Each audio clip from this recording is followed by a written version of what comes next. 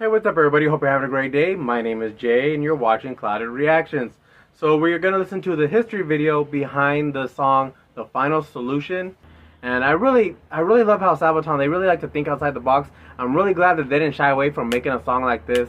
You know, people give them a hard time about making the Carlos Rex album, or I guess some people had got upset that they made a song about Bismarck, which was like the German battleship during World War II. They're not praising a nation, they're not praising an army, they're not praising a one side. They're just giving events in history and they're making songs about it. And the thing is, the way that Sabaton does it, maybe it's a gift and a curse, but they do it so well and it's so powerful that it can move you to the point where, you know, if you are German and you hear a German song like the Bismarck, you'll feel really proud. But then another person will see that and be like, hey, I don't know if Sabaton's doing the right thing by, you know, praising this ship, even though it was a German battleship during World War II. Like, that's not Sabaton's point. And the fact that they make so many different songs about whichever nation and whichever country, whichever army, whichever general, should tell you that they're not tied down politically to one side. They're just making songs about history. So I'm really glad that they did this song. I'm super glad, actually. I want to know what they're going to say behind the history. If they're going to say stuff about the Holocaust, you know, most of it I probably already know. Because this is something that, like I said, is taught in most schools. And I'm pretty sure I'll know a lot of what they're going to say right now. But, you know, just to get it out of the way, I am going to listen to the history video. So, hope you guys enjoy the reaction. I know I'm going to enjoy the video in some way. I'm just hoping that Indy and whoever is going to do it with them, whether it's Par or Joachim or maybe a new member or another member of the band. So far, it's either Joachim or Par that does these little sit-downs with Indy. So, I'm hoping they put their little positive spin on it so then maybe it's not such a dark and serious video. So, yeah, let's just hop right on in. This episode of Sabaton History is about one of the darkest chapters in human history. This is the final solution.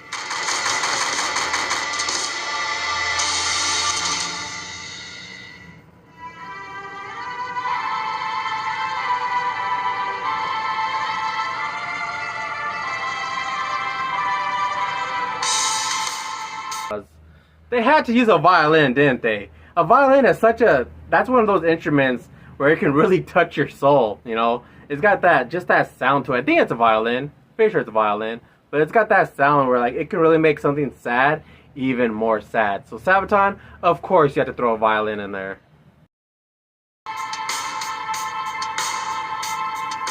It happened on November 9th, 1938. The National Socialist leadership of Germany had gathered in Munich to commemorate the Beer Hall Putsch, Adolf Hitler's failed attempt to grab power 15 years earlier.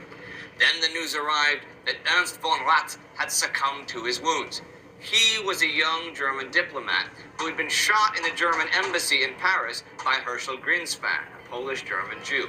Joseph Goebbels, German propaganda minister, now addressed the party officials and spoke vividly of a global Jewish conspiracy that aimed to push Germany into a war with France. Outraged, the men rushed to the telephones and urged their local Nazi henchmen to act. What followed was Kristallnacht, the Night of Broken Glass, a nationwide pogrom against Jewish communities in Germany. 1,000 synagogues and prayer rooms were vandalized or set on fire. 7,500 shops were wrecked and looted. Jewish neighborhoods were attacked, and 90 Jews were killed. It was the climax of years of anti-Jewish policies and harassment. Adolf Hitler's chancellorship had turned anti-Semitic rhetoric into state policy. Since mid-1935, Jews faced increased harassment. Under Reinhard Heydrich, the German Security Service, SD, began monitoring Jewish organizations and affairs more closely.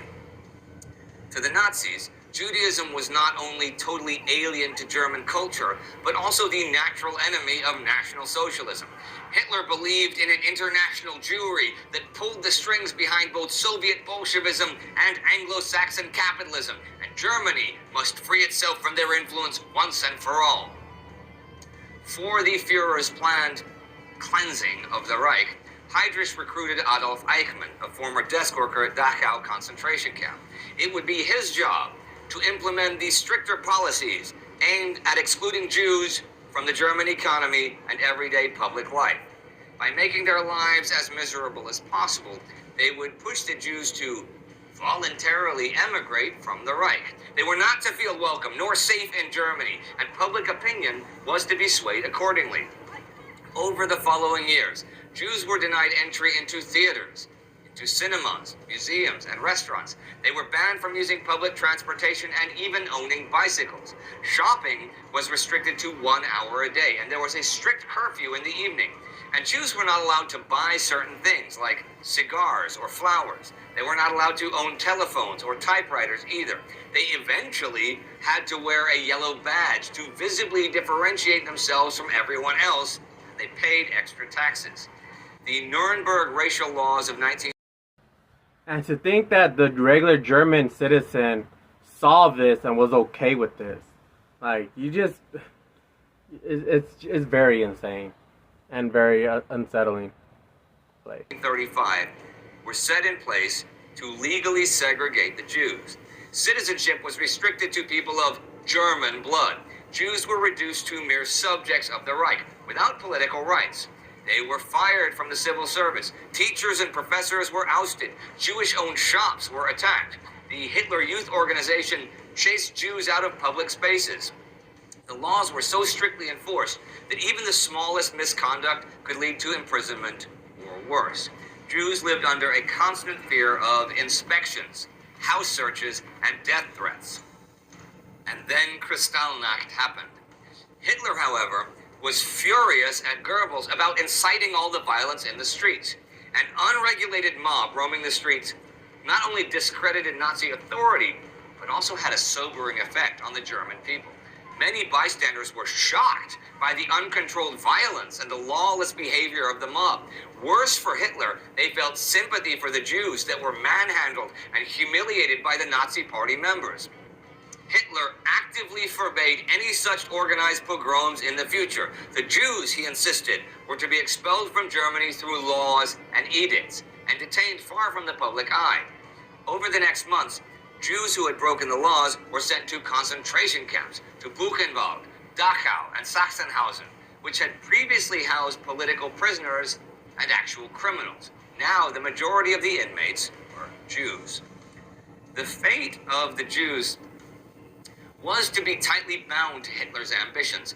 On the road to war, the Führer stylized himself as something of a prophet. In his speeches, he repeatedly warned of international Jewish influence, and that if the Jews would steer Germany into another world war, they would not survive to see its end. It seems like a self-fulfilling prophecy, as by December 1941, Hitler had invaded the Soviet Union and declared war on the United States, but his belief in the international conspiracy remained, and his war became a war against Jewish life itself.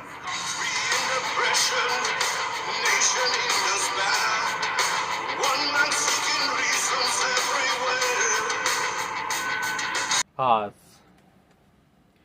One nation in depression and despair. Like I said, after World War I, Germany was pretty boned with the Treaty of Versailles, man. They owed so much money to the European countries. And, you know, it was easy to pick on the Jewish people because they don't have a country to run back to. And, you know, they did have a lot of money. Like, they were the minority. So, they're, hate to say it, they're easy pickings for Hitler. So, like I said, I'm not giving an excuse for Hitler. But you could see how he rose to power and how people looked up to him, you know, because he said things about Germany that wasn't very popular to other people other than Germans. And Germans were being treated like, you know, I don't know how did World War I start? I don't know. I forgot how World War I started. I'm pretty sure it wasn't Germany that started it. They just ended up helping the wrong side. And since they lost, they paid a heavy price for it. And you could see, like I said, it's concerning how people can just, especially the citizens, can see how these people are getting treated and be okay with it.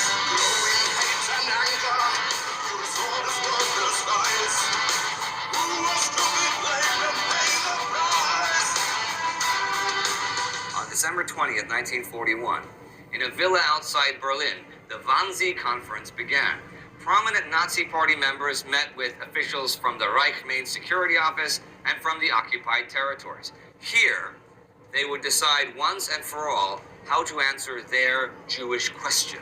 The discussions were to offer, quote, clarity on questions of principle and the, quote, preparation of the final solution of the Jewish question in Europe. Emigration was not enough anymore. The war had changed Judenpolitik to something far, far more sinister. Authority over the final solution was given to the SS. Its leader, Heinrich Himmler, envisioned first Europe-wide deportations of Jews from the west to the east. Eichmann's office was ordered to prepare the removal of hundreds of thousands of Jews from Germany, Austria, Bohemia, and Moravia to the overcrowded ghettos of Eastern Europe. Since the war began in September 1939, the Jews of Galicia, the Vaterland, and Poland, organized as the Generalgouvernement, had been forced to live in segregated residential districts. But even though they were impoverished and cramped together in appalling living conditions, these Jewish communities survived. The final solution was to deny them even that. SS doctors now came into the ghettos to sort the residents into two categories. The first category was for young and healthy Jews who were able to work for the German war effort. The second was for those that could not, the old, the weak, the sick. These people were to be liquidated. The regular concentration camps had already improvised special treatment programs. That is a euphemism for the outright murder of Jews that could no longer work. Jews that were sent from the Łódź ghetto to the Chełmno camp were herded up a ramp and through a door. Behind that door, they entered the dark back compartment of a gas van. On their drive to a remote location, the men and women were asphyxiated, either with bottled carbon monoxide gas or exhaust fumes piped into the compartment. Once they reached the designated burial ground, a group of Jewish prisoners was ordered to drag the dead from the van into excavated pits. At the end of the day, those workers had to enter the pit as well and were shot dead. The Belzec death camp was the first installation for mass murder on... They couldn't even do their own dirty work. They couldn't even pick up the bodies and then bury them. They had to use the prisoners to do even that. So it's just despicable. And you know, it's crazy how, I know you're a soldier following orders, but what do you feel? Like, what do you feel? How does these laws and stuff change your mind and see that this is modern times. Like, yeah, there was monstrosities and how people were treated back in the day during ransacking of like 1500, 1400, or even before that. This is 1900. This is in a civilized society. And yet there's, you know, these soldiers, even though they're following orders, they're okay with doing this. And some of them liked it. Well, I'm not going to say some of them. A lot of them liked it. And it's getting me upset, like in an angry sort of way, to see how people can be. There's an old saying, give a person some power and you'll see what they're truly like. Just goes to show nowadays, maybe a lot of people are they're just fake being happy and nice and polite. But really, we don't know what the everyday person is capable of until they're either pushed to that limit or you just put them in a position where they can do something free of consequence. If you're free of consequence, there's no telling what you can do. And you can say you'll be this righteous, heroic person, but at the end of the day, we really don't know. On an industrial scale, Belzec was enclosed by fences of barbed wire, watchtowers, and when trains full of Jews arrived, usually an SS officer stood in front of the crowd and reassured them that they would only remain in Belzec for a short time. They would now have a shower and receive their valuables and other belongings afterwards. Undressed, the men walked first into a long corridor, walled off by barbed wire. Now it was there that the Ukrainian guards took over from the Germans. Chronic shortages of manpower forced the SS to rely on multitudes of foreign auxiliaries, known as Hivis or Trolniki men. Ukrainians, Belarusians, Lithuanians, Latvians, and Poles were recruited to serve as guards at the extermination camps. Armed with bayonets, clubs, and whips, they broke any resistance with terrifying violence. The gas chambers themselves were crude, simple buildings, 4 by 8 meters long, 2 meters high, with double wooden walls. Essential was the airtight, rubber-sealed door, which also had to be strong enough to resist any strong force from within. Several hundred prisoners were pressed into the small space of the gas chamber. Once the door shut behind the crowd, the lethal exhaust fumes from a dismounted Soviet tank engine were piped into the chamber. The men were so tightly packed that when the doors were again opened, the dead stood in an upright position, mouths slightly open, with their hands often pressed against their chests. The women went next, after fellow prisoners came to cut off their hair to be used for industrial purposes. By then, it must have dawned on many of the women what fate awaited them. The SS men also didn't care that the guards raped many of the young girls before sending them into the gas chamber. The dead were buried in large pits concealed from the train station, and Jewish workers tidied up the station platform before the next train arrived. There was a country in depression, there was a nation in despair. One man finding reasons everywhere. And there was racing hate and anger, the pure soul is still alive. Who was to be blamed and sent to die? The final solution was a vicious cycle. Ghettos were refilled with Jews from Central Europe as the former inhabitants were sent to either labor camps or condemned to death. Each wave of roundups meant a death sentence for tens of thousands of Jews.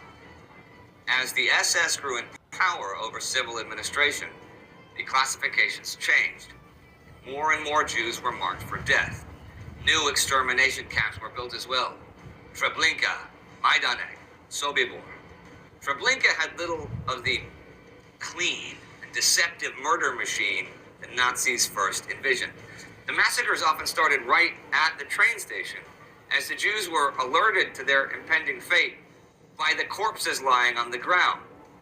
The camp simply killed people too fast to hide its purpose.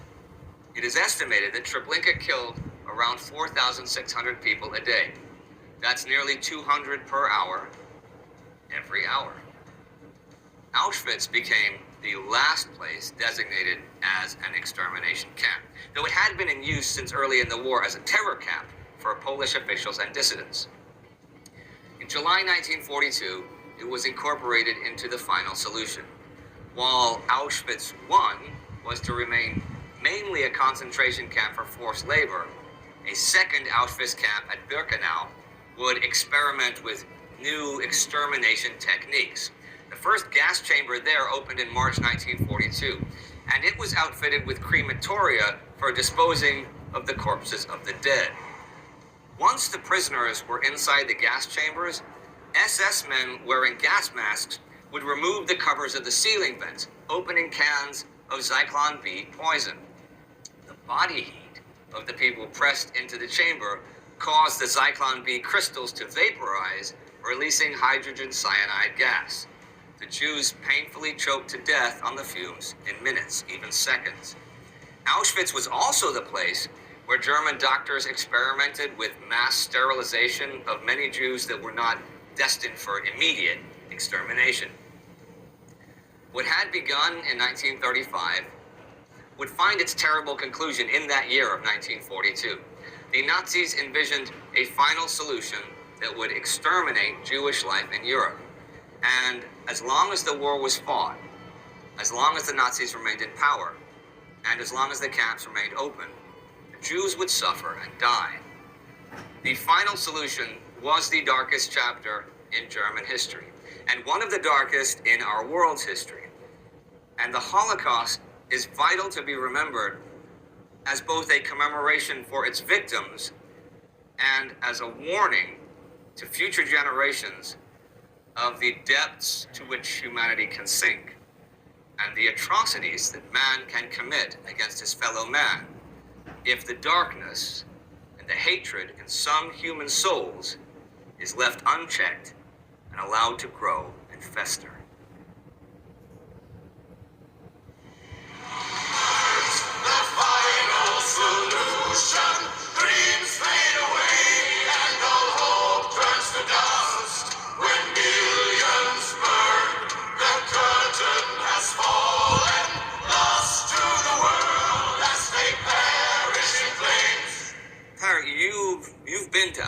never been there. I haven't been there yet, but you guys have been there. Yeah, we've been there 2 times with the band stopping by. Obviously, we play a lot of concerts in Krakow, and this is very close to Krakow. It's a place I always recommend our crew members and band members to go and visit.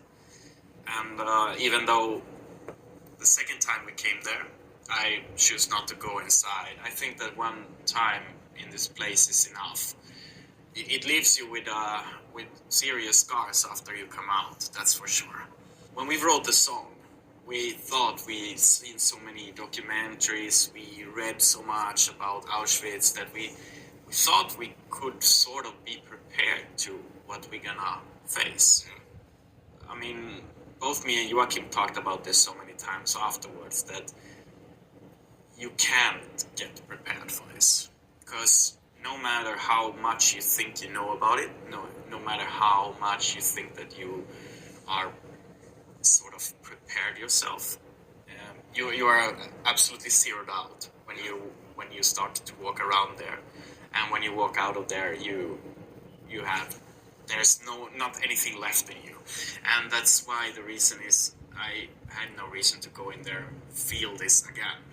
I encourage the other guys to go inside. And I wouldn't go inside myself like a second time. And just writing this song in the first place, I mean, it is a heavy topic, sure, but it is also a controversial topic. You know there are Holocaust deniers out there. You know there's people out there. When you wrote the song, did you get reception? Did you get critique from?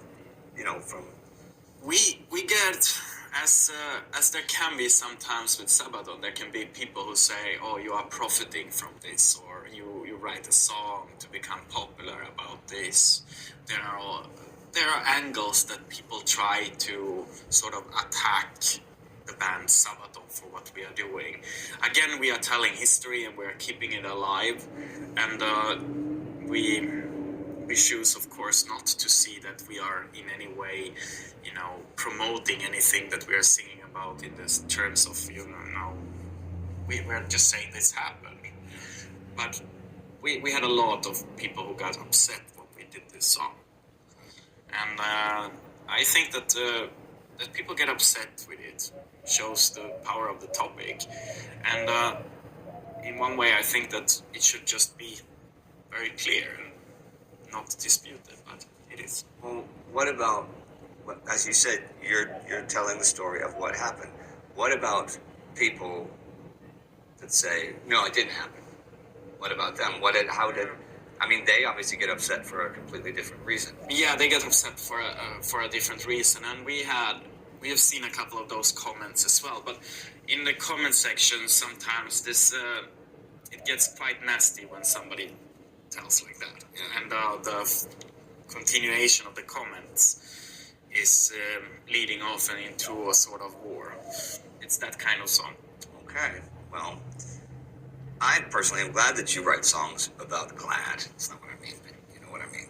I think it's important that you write songs about even the absolute darkest parts of our history. And on that note, I'm going to say goodbye for today. Never forget. Thank you for watching Sabaton History Channel.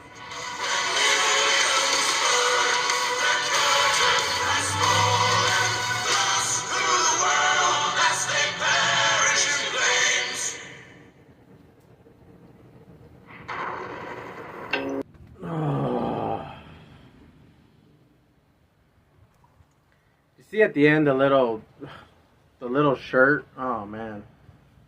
No, it doesn't just amaze me or surprise me the depths that the human can go, like the dark places that a person can go.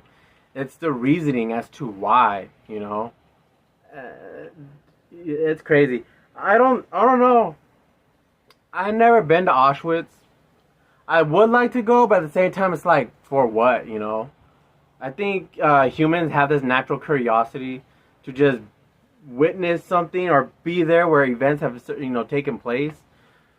But it's like, why? Why would I want to go there to see what these people have experienced? Like they were saying, like, you've seen documentaries and videos and you read the books, you know what happened there. Why do you have to be there to actually see everything, to see the building, to, you know, just witness the surroundings, the landscape? For what? To put yourself in a position of someone who actually went through something? You're just there observing buildings. You're not really there to experience anything. But at the same time, like I said, you just have that natural curiosity to, like, at least look through a lens of what they saw at that time too. So I'm bashing myself and saying it's okay at the same time. I would like to visit eventually. I expected them to show some details, some photographs, some videos. So, but man, seeing the little kid's shirt at the end and all the teeth, you know, God. I remember, I don't know what documentary it was too, but even there was these German scientists where, like, they would find Jewish twins and they would, like, cause pain to one twin to see if the other twin felt anything. Like, they're so,